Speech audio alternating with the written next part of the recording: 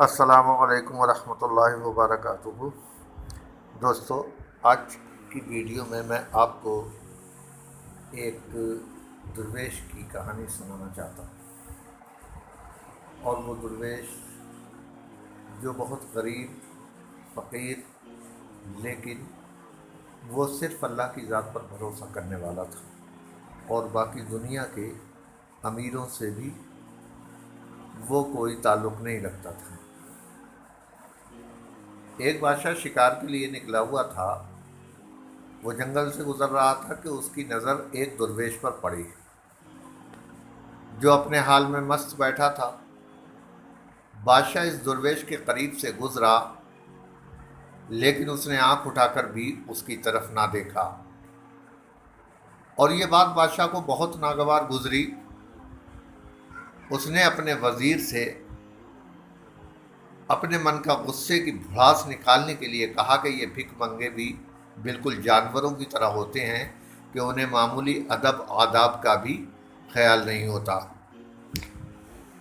بادشاہ کی ناگواری کا اندازہ کر کے وزیر اس درویش کے پاس گیا اور اس سے کہا کہ بابا جی، ملک کا بادشاہ آپ کے قریب سے گزرا اور آپ نے اتنا بھی نہیں کیا کہ اپنی عقیدت اور نیاز مندی ظاہر کرنے کے لیے کھڑے ہو جاتے اور ادب سے سلام کر لیتے۔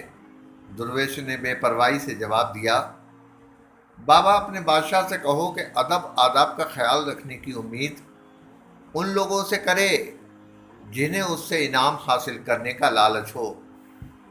اس کے علاوہ اسے یہ بات بھی اچھی طرح سمجھا دو کہ ہم جیسے درویشوں کا کام بادشاہ کا خیال رکھنا نہیں، بلکہ بادشاہ کا یہ فرض ہے کہ وہ ہماری حفاظت کرے۔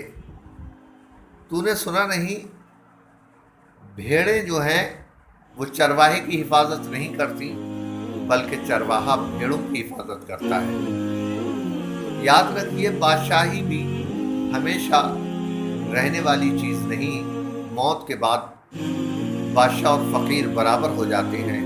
اگر تو قبر کھول کر دیکھے تو یہ بات معلوم نہ کر سکے گا یہ شخص جس کی کھوپڑی کو مٹی نے کھا لیا ہے، زندگی میں کس مرتبے اور شان کا مالک تھا۔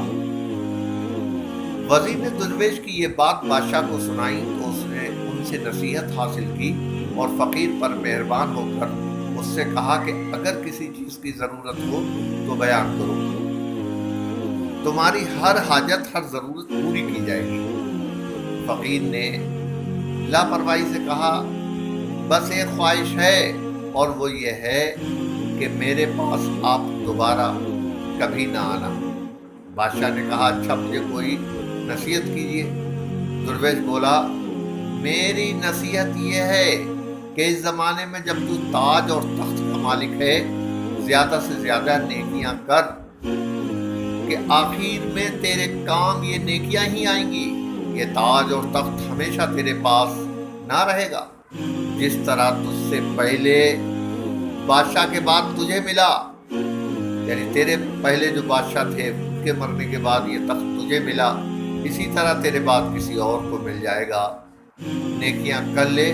اگر تو صاحب ثروت ہے، مالدار ہے، پیسے والا ہے، بادشاہ ہے، آج کل نہ جانے کس کے ہاتھ آئے تیرا یہ تخت و تاج۔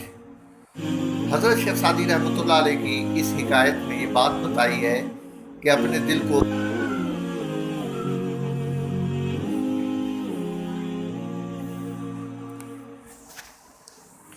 حضرت شیخ سعدی رحمۃ اللہ علیہ نے اس حکایت میں یہ بات بتائی ہے کہ اپنے دل کو حرص اور لالچ سے پاک کر لینے کے بعد ہی انسان کو سچی راحت اور اطمینان حاصل ہوتا ہے۔ یہ مرتبہ حاصل ہو جائے تو خدا ایسی جرت بخش دیتا ہے کہ وہ لاؤ لشکر رکھنے والے بادشاہوں سے بھی خوف نہیں کھاتا۔ نیز یہ کہ مالدار شخص کے لیے سب سے زیادہ نفع کا سودا نیکیاں کرنا ہے۔ آخری زندگی میں اس کے کام اس کا یہی سرمایہ آئے گا۔ جس مال پر دنیا میں غرور کرتا تھا، اس میں سے کفن کے سوا کچھ بھی اپنے ساتھ نہ لے جا سکے گا۔ یہ بڑی پیاری کہانی ہے جس کے ذریعے آپ عبرت حاصل کر سکتے ہیں دوستو۔